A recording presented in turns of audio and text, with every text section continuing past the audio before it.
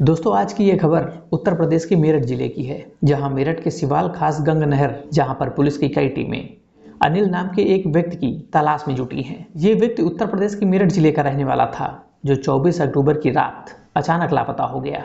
लेकिन जब उसके लापता होने की वजह सामने आई, तब जाकर पुलिस की तलाश मेरठ के सिवाल खास के गंग नहर में जाकर रुक गई और शायद आज भी उसकी तलाश जारी है।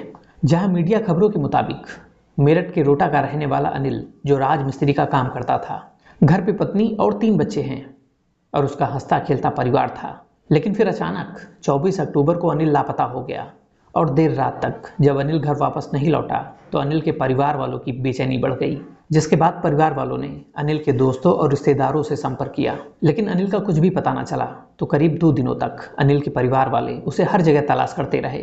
तो आखिरकार जब अनिल का कोई सुराग नहीं मिला तो अनिल के भाई राजू ने 26 अक्टूबर को रोटा के थाने में अनिल की गुमशुदगी रिपोर्ट दर्ज करा दी।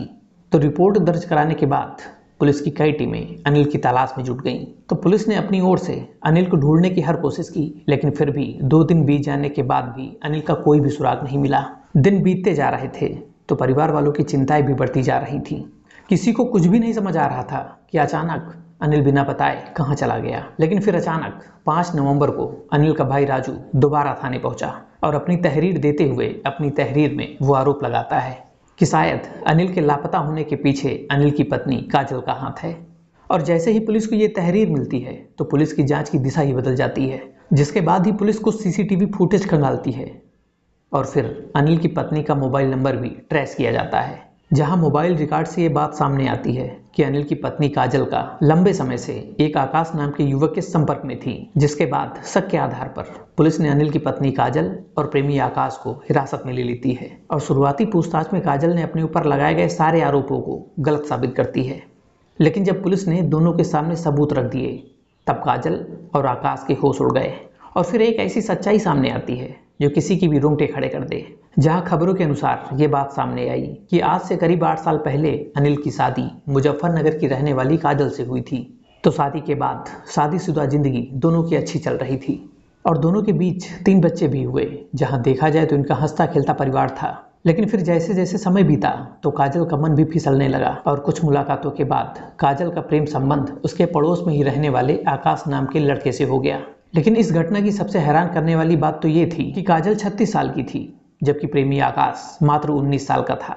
धीरे धीरे समय के साथ इनका रिश्ता और गहराता गया और उसके बाद जब भी दोनों को मौका मिलता तो दोनों अकेले में समय बिताने लगे। ज़्यादा दिनों तक अपना ये रिश्ता दोनों दुनिया से छुपा ना पाए और फिर एक दिन अनिल को दोनों के रिश्तों के बारे में शक हो गया। अब जैसे ही ये बात अनिल को पता चली तो अनिल और काजल का झगड़ा शुरू हो गया और आए दिन इस बात को लेकर दोनों एक दूसरे से झगड़ने लगे।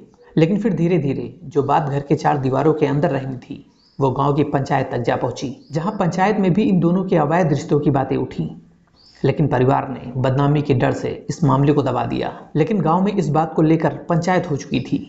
लेकिन उसके बाद भी आकाश और काजल एक दूसरे से चोरी छुपे मिलते रहे। लेकिन अनिल ने काजल को घर से निकलने पर पाबंदी लगा दी और फिर इस बात से नाराज होकर काजल ने अपने प्रेमी आकाश के साथ मिलकर एक खौफनाक प्लान बनाया। जहां प्लान के अनुसार आकाश बाजार से कुछ दवाइयां लेकर आया और उसे काजल को दे दिया, जिसे रात में काजल ने अनिल के खाने में वो दवाइयां मिला दी। और जैसे ही अनिल ने खाना खाया वो पूरी तरह से बेहोश हो गया। अनिल के बेहोश होने के कुछ देर बाद ही आकाश अपने एक साथी के साथ काजल के घर आ गया, जहां रात के अंधेरे में दोनों ने मिलकर अनिल को किसी तरह अपनी बाइक पे बिठाया और उसे घर से करीब 15 किलोमीटर दूर सिवास खास के पुल पर ले गया, जहां काजल भी पीछे से पहुंच गई और वहां इन तीनों ने मिलकर अनिल को गंग नहर में फेंक दिया। फिर इस घटना को अंजाम देने के बाद तीनों वहां से घर वापस आ गए और फिर काजल ने अपने परिवार के साथ कुछ ऐसा बर्ताव किया कि जैसे कुछ हुआ ही ना हो। फिलहाल पुलिस ने कार्रवाई करते हुए तीनों आरोपियों को गिरफ्तार कर न्यायिक हिरासत में भेज दिया।